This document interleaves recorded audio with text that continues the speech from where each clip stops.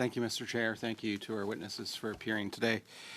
I've a couple of quick questions to start. When the U.S. Navy transits through the Taiwan Strait, they call that operation a freedom of navigation operation. Does the government of Canada use similar nomenclature? And if yes or no, why yes or why?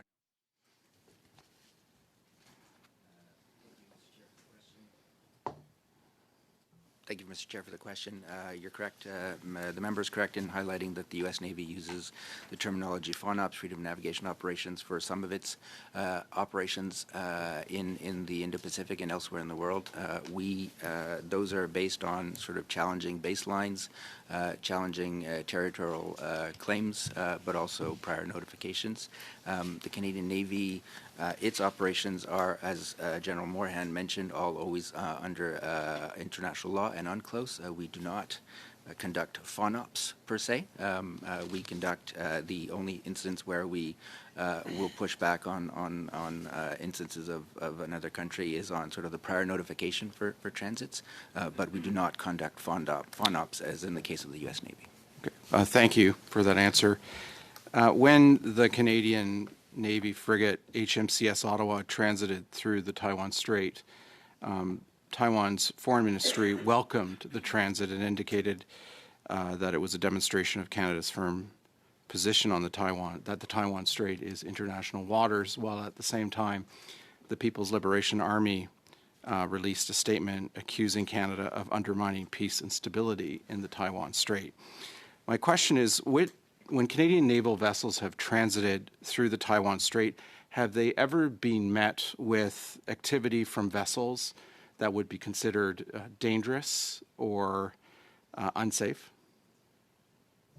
Thank you, Chair, for the question. Of the 13 transits, we've had no unprofessional or unsafe interactions with elements of the Taiwanese Navy or the PLA Navy.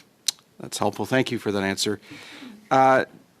The other question I have is, you mentioned in your opening remarks that Canada has increased its defense presence in the Indo-Pacific region. You mentioned as well that 3 Royal Canadian Navy ships are sent to the Indo-Pacific region annually. So can you tell us exactly how we have increased our defense presence? Like, have we gone from 1 Navy frigate to 3 frigates a year? Like, what exactly have we done to increase our military presence in the Indo-Pacific region? Thank you, Chair, for the question. We've gone to a more regularized 3 Canadian warships in the Indo-Pacific region as a means to demonstrate Canada as a reliable and stable partner in the region. We have Euro-Atlantic interests, we have Arctic interests, we also have Indo-Pacific interests. Those transits, or those ships, are a demonstration of Canada's resolve in the region. We also have other activities, maritime or multinational maritime cooperation activities that we conduct with other navies. We also have indecent maritime training activities with our allies. We also have cooperation and training activities with other nations. I can get into a lot of detail if you wish, Chair. But it's through the conglomeration of these activities, senior leaders' engagements, port visits, that allow defense diplomacy to take place. So it's just not the ships. There's air activities, there's ground activities through additional exercises. Okay, thank you. When we transit through straits like the Taiwan Strait, is the government of the PRC notified in advance of the transit? Or is this considered international waters such that no notification is necessary? So, Mr. Chair, thank you for the question. In accordance with our interpretation of UNCLOS and international law, we don't provide future notification, and also for reasons of operational security, because we deem these to be international waters, so we don't advise ahead of time for our transits. The Indo-Pacific strategy identifies the PRC as I believe the terminology is a disruptive power in the Indo-Pacific region. Can you tell us what sort of disruptions you're seeing from a defense point of view from the PRC in the region? Certainly, Mr. Chair. The PLA, the People's Liberation Army, has sought to modernize its capabilities and improve its proficiencies across all warfare domains to become a joint force capable of the full spectrum of operations through air, maritime, nuclear space, counterspace, electronic warfare, and cyberspace operations. We believe they have set a modernization milestone for the PLA military to be ready for any actions required or demanded by that government. All open source indications show a positive trend to be able to achieve this goal. Okay. Mr. Chair, I don't have any further questions right now. Thank you very much. Thanks for appearing before committee. How often Canadian warships transit through Taiwan Strait? Through the Indo-Pacific strategy, we've regularized the Canadian warship presence 3 times through the year, maybe off a little bit depending on the actual calendar date. But depending on where our operations fall, if we were just going to maintain operations in the south or just in the north, then that wouldn't require a transit. But as we do have Royal Canadian Navy ships sailing literally halfway around the world to try and maximize the training opportunities we have with our Indo-Pacific partners, Japan, South Korea, Philippines, Australia, New Zealand, I would suggest that because of the transit between those operational areas, that if required, there will nearly always be a transit through the Taiwan Straits. After each passage, we hear condemnation from PLA. How you've probably been following their tone throughout the years. Do you see any change in their tone from the last time we crossed compared to the ones before?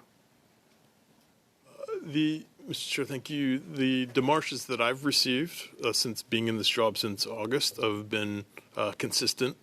And once again, they state their position, the defense attaché to me here, representing their concerns, and my response is, as my testimony is before you today, that we conduct transits in accordance with international law and understanding of the United Nations Convention Law of the Seas. Our passage or our movement there, along our allies, is to somehow stand for democratic principles. At least that's what we believe what we're doing. Is there any other interest you believe, a strategic interest for us going through the Taiwan Strait? I'll speak for the military before passing over to my global affairs colleagues, Mr. Chair. Our presence in the Indo-Pacific region is meant to demonstrate Canada as a reliable and enduring partner in the region. And we believe our defense activities there are one of the strongest expressions to our partners and allies in the region that we are there. And it is able to open up other defense cooperation agreements and with other countries that allow us to advance Canada's interest. I have a question, each one of you, if you feel to answer it. Prime Minister recently visited China. That relationship with China could affect us either way. Could affect us with Taiwan in a positive or a negative way. How do you read that? Do you see a change of attitude of the Chinese government toward our passage through the strait? Or do you see a change in relationship with Taiwan too? So I would like to see that from both perspectives. Okay. Thank you. Thanks for the question, Mr. Chair. Maybe it's too early to say. The visit just happened very recently. I think, all indications point to, a willingness or a desire on the part of the Chinese to re-engage with us. They're sending very positive signals. They're happy that that we seem to be, moving forward with a pragmatic, approach to cooperation with China. So I've noticed in my demarches, a shift in tone. But specifically related to the strait, their transits, we haven't done them since that visit, so I couldn't really speak to that yet. Of course, would you like to weigh on the same question? I think Ryan has answered it perfectly fine. Thank you. Let's talk about the Chinese interest. We sail through international waters, so really we're not going through any other waters that belong to any country, in this specific China. What do you see in China's interest in this thing? Like when they complain about our passage, our going through, what do you see? How do you read this politically? Did you want me to take that? So thanks again for the question. So, Mr. Chair, I mean, China's interest in this is the, I guess, fundamental position on Taiwan. So since the beginning or the establishment of our diplomatic relations in 1970, via joint communique, that's when we established our one China policy, right? And I think that's the important piece here. It's very similar to, I'd say, the majority of countries around the world in terms of how they approach and engage with China. But basically, our one China policy, it has recognized the PRC as the sole legitimate government of China. Noting, and this is the important part, but not endorsing or challenging the Chinese government position on Taiwan. So the Chinese government has a very clear position on Taiwan. We note it, as do a lot, I'd say most countries in the world, but we haven't agreed to it. And I guess I'd classify that as we call it strategic ambiguity. And what it has allowed us is to maintain official relations with China, but at the same time have unofficial relations with Taiwan. And our relations with Taiwan are deep across many areas, and it allows us to basically agree to disagree. So the cases of the Strait transits are another example of that. We'll disagree with positions. The Major and colleagues here have talked about, our view in terms of international waterways. The Chinese position is different, so they will démarche us. They'll give their position, we'll give our position, and we'll move on. I think the most important thing to the Chinese now is that they understand that we'll agree to disagree. They just want us to reaffirm our commitment to our one China policy, and we do that. We've been doing that since 1970, reaffirming our position, and then we move on, and we're able to have relations with China, and we're able to have unofficial relations with Taiwan. Thank you. Thank you very much, Chair. Thank you all today for being here on this very, very important topic. To global affairs, I'm wondering if the Prime Minister's decision to stall or ignore a Taiwan trade agreement has been influenced by concerns about retaliation from Beijing, including risks to Canada's naval transits and operational posture in the Taiwan Strait. So, Mr. Chair, thanks for the question. I can't really speculate in terms of, exact considerations taking place at the ministerial or prime ministerial level. I think that the PM has been very clear in terms of our desire to diversify our markets, and I think Taiwan is an important economic market for us, and that's why we were engaged in terms of seeking this framework arrangement with Taiwan. But we collaborate with them. We have an S&T agreement with them. We have, agreements around or arrangements around foreign investment, et cetera. I think that discussions are taking place, but I can't really speculate in terms of timeline on that or when that will come through. Obviously, the PM has been very focused on some very big challenges in our relationship with China. That was clear with his visit to China and what he was able to accomplish out of that. As that part of the considerations, I can't really speak to that.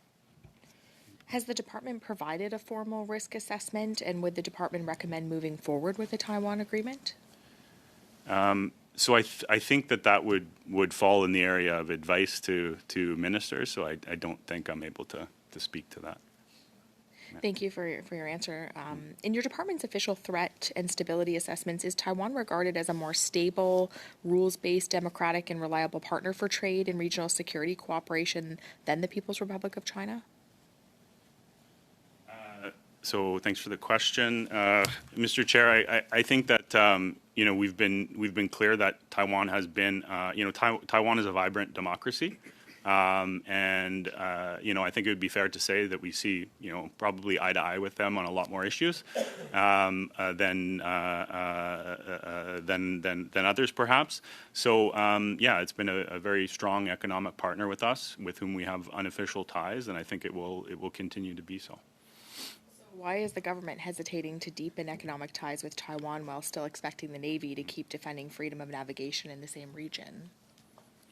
Well, I think that we can do, I think we can do two things at once.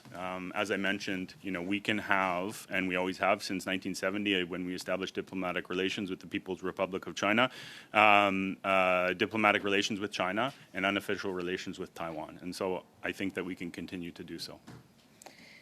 If the government agrees that Beijing's escalating posture raises the risk of miscalculation, will it commit to a renewed Taiwan strategy that includes deeper coordination with democratic partners and clearer contingency planning for Canadians and Canadian businesses in the region? Mr. Chair, I'm not sure I have the answer to that, to be honest. I mean, I can say that, we do cooperate with many of our like-mindeds on a variety of issues, including Taiwan. We share best practices. We, discuss with them our respective approaches to Taiwan. We've been involved in projects such as the GCTF, Global Cooperation Training Framework, where we, support and work with Taiwan. I think that's what I could say to that. Thank you very much. So China has escalated tensions with large-scale drills around Taiwan. Is Canada taking a clear position on peace and stability in the Taiwan Strait and condemning these intimidation efforts? Thank you, Mr. Chair. Maybe I could take that one. Obviously, yes, we've seen sort of the large-scale drills by the Chinese Air Force and Navy around Taiwan, but also other exercises in other parts of the South China Sea. In those instances, we certainly call and condemn those actions. The point is we are calling for peace and stability and maintenance of the status quo and avoiding heightening tensions unnecessarily. Thank you. When a Canadian warship transits the Taiwan Strait and Beijing reacts with predictable outrage, what specific rules of engagement, de-escalation protocols, and force protection measures are in place to keep Canadian sailors safe from reckless harassment by the People's Liberation Army? Thank you, Chair, for the question. All Canadian Armed Forces members, even here in Canada, have the right to self-defense. And so as we execute all operations around the world, we develop the rules of engagement consistent with international law. The force protection measures are standard for any sailing configuration, and we've got great confidence in the captains of those ships to be able to de-escalate the situation as quickly as possible. But if called upon, then as we all are, we're prepared to defend ourselves, but we hope that'll never have to be the case. We're sailing international waters under international law in a non-provocative manner. Thank you. Thank you very much. Thank you, Mr. Chair. Thank you for the answers. I'd like to talk a little bit about the seas, the disputed seas just beyond the Taiwan Strait. In particular, I know that the Government of Canada doesn't recognize the PRC's 9-line claim over the South China Sea. And I note as well that the Government of Canada does recognize the Philippines' sovereignty over rights and jurisdictions in its exclusive economic zone. So my first question is, does the Government of Canada consider the Scarborough Shoal as part of the Philippines' EEZ? Thank you, Mr. Chair, for the question. I'm not going to answer specifically on that because I don't know the answer myself, but I do know that what we have called, obviously, we are opposing the militarization of disputed features and the use of, frankly, we're seeing naval, Coast Guard, and maritime militia vessels to intimidate and threaten ships of other states. And what we have been calling is, in 2016, there was a UNCLOS, Convention Law of the Seas arbitral decision, tribunal ruling that brought forth by the Philippines, which is binding on all the parties, including China, and we're calling on all the parties to abide by that ruling. Thank you. And if I recall correctly, I think that 2016 tribunal ruling concluded that there was a 12-mile nautical sea centered on the Scarborough Shoal, and Canada recognized and supported that ruling. The reason why I asked this question is that just several months ago, Minister McGuinty signed a treaty titled Status of Visiting Forces Agreement between Canada and the Philippines. The treaty provides for joint military exercises and operations between Canada's military and the Philippine military. So my first question is, will these joint exercises and operations include naval ones?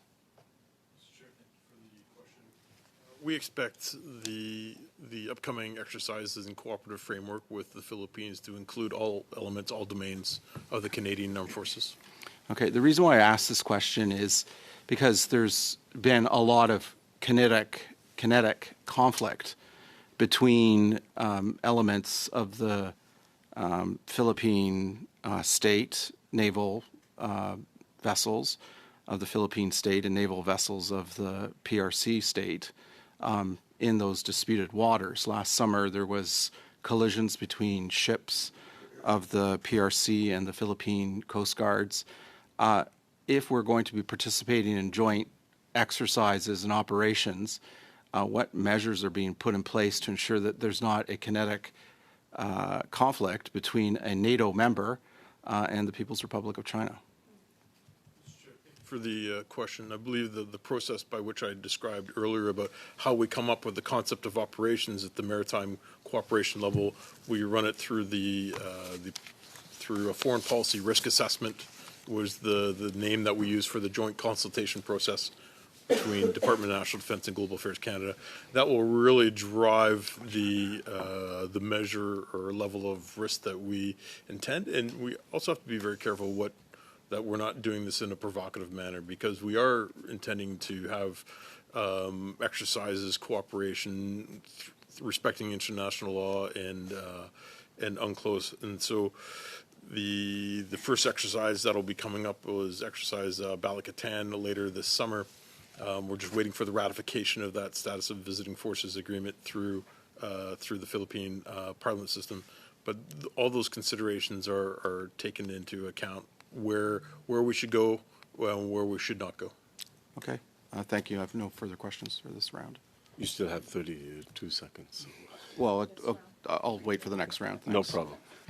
I'd like to go back to the Taiwan Strait. As we were talking about earlier, that the Canadian Navy has transited down the median line of the strait in international waters. I'd like to talk about the airspace above the strait, as been referenced earlier in this committee. We are seeing increased frequency and number of flights by the PLA into Taiwan's air defense identification zone. And they seem to be increasing in tempo and in scale. How concerned should Canadians be about that turning into a kinetic conflict? Thank you, Mrs. Chair, for the question. Yes, I would agree with your assessment that we've seen sort of an increasing tempo of Chinese air and maritime activity in and around Taiwan, a number of exercises. And as I mentioned earlier in this testimony, we are obviously very concerned about that, about the risk of escalation, a risk of an actual conflict, or even the risk of an incident spiraling and sort of arriving at unfathomable consequences. So in those instances, we continue to call on those to resume with the status quo, to be peaceful, to de-escalate. That is our approach. Mr. Yeah. Chair, not that I'm condoning those actions, but in international law, the air defense identification zone doesn't represent an illegal act or an act of war. It's the 12 nautical miles, which is the firm line. And so the air defense identification zone is there to alert other nations that when they enter there, they're most likely going to be positively identified. I just want to make that clear, sir. Yeah, understood. I appreciate that clarification.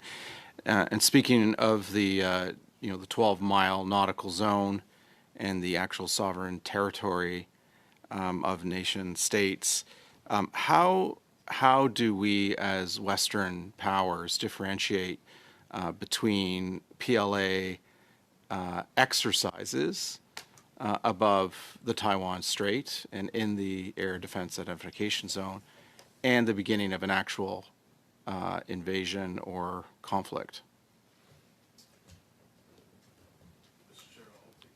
From a military perspective, what we're seeing could be construed as rehearsals to be able to conduct those activities, which are concerning. It's our position from a military point of view is that this needs to be solved through other means rather than through military confrontation. It has the possibility to disrupt the security and stability in the region.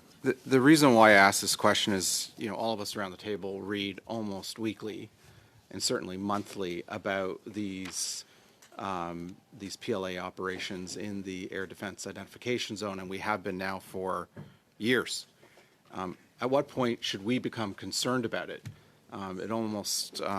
It's happening at such a frequency that it almost seems like a weather update when another news article pops up about Taiwan's air defense identification zone. So at what point should our constituents, Canadians, be concerned about this and not treat it as just a regular occurrence that's been taking place now for many, many years?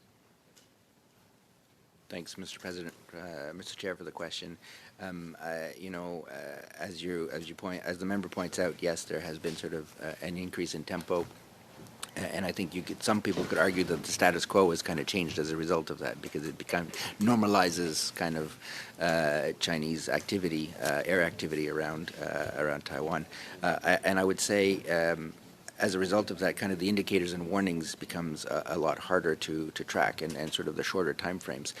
But there are other indicators and warnings that are also looked at, including sort of things that are happening in mainland China, for example, that would be looked at to sort of as a more determinative factor to an actual activity. President Xi Jinping has established the goal of achieving the great reunification of the Chinese nation by the centenary of the establishment of the People's Republic of China in 2049. As part of that goal, he has established military goals in the shorter term, particularly a 2027 military goal and a 2035 military goal. How should we interpret China's goal of national rejuvenation, particularly with respect to the 2027 goal and the 2035 goal, in the context of Taiwan? As I mentioned earlier, the People's Republic of China and their development of military capabilities across the entire spectrum lead us to believe that they're developing capability that would be close to achieving that goal. And there's obviously more reporting at levels above what we can talk about here, sir. But there's an incredible buildup of military capability that it would be counterproductive for international peace and security in the region. Okay, thank you, Chair. I have no further questions. Thank you very much. I understand that Mr. Ziad Abul Taif would also like a final round of questions, a final opportunity for questions. You have 5 minutes. Thank you, Chair. Thanks for generous time. Canadians are watching us, and I think that some of the obvious questions about how do we go about those trips or those missions in Taiwan Strait. We know that the Chinese, they do their drills. They show us that's an example that at one time they may want to invade the island, and that could be a trigger for a bigger war. So how do we go about Canadian mission? Do we do it alone? Do we do it in conjunction with our G7? I think it would be nice to explain that to Canadians since they're watching. I'll just go into very quickly the breakdown of transits that we've done with the nations that we've done them with. We've done 13 transits since 2018, 7 transits since the introduction of the Indo-Pacific Strategy in 2022. Of those 13 transits, 6 of them have been by ourselves, 7 have been with bilateral partners. 6 of those bilateral transits have been with the United States, and sometimes on one operation it's go north and go south because of the training activities. And the last one that we conducted was with Australia. And so I'm prepared to provide the exact breakdown after, so we don't take more time here in committee. But all those are coordinated through the joint objectives for training for those exercise areas north and south.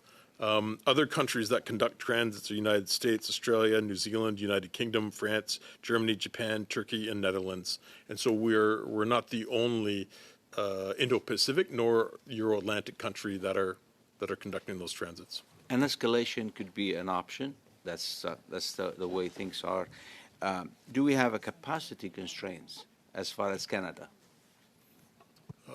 I'm not sure what you mean by escalation as an option. Certainly the Government of Canada and the Department of Defense would not look to escalate our activities.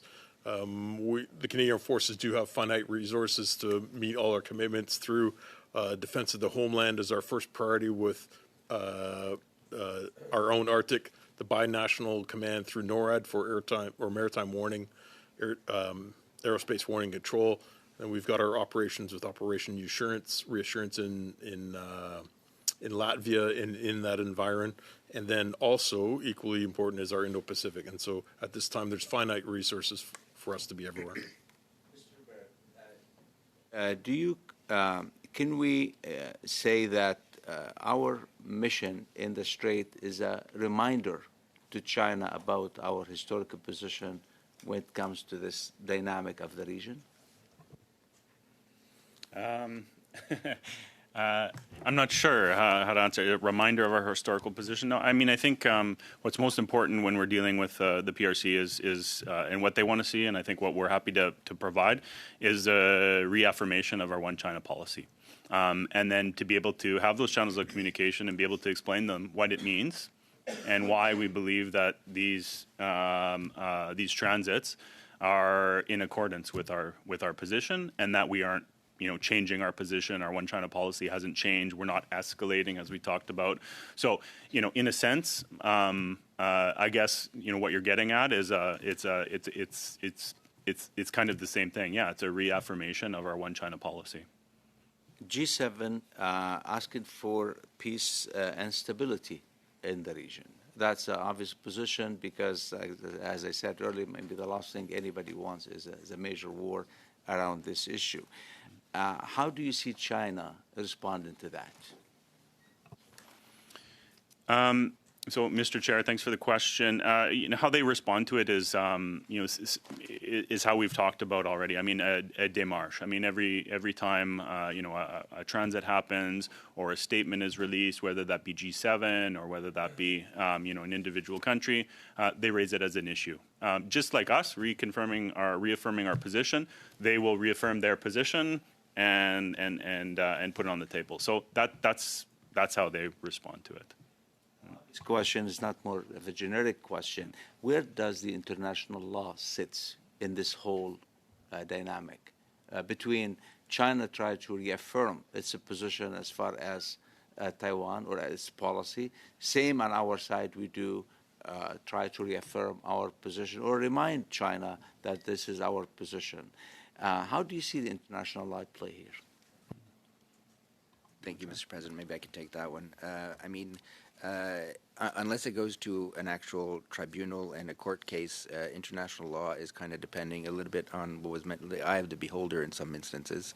And in this case, a vast majority of countries believe that the Taiwan Strait is one of international strait under UNCLOS. China recognizes that it is. It actually talks that it is an international strait, but it sort of opposes having foreign military transits without asking for at least notification, et cetera, et cetera. And so it is in a way how China interprets their position over the strait. Thank Is you. it up to the how much time? Well, we're over I'm done. We're over the time, unfortunately. Well, thank yes. you anyway.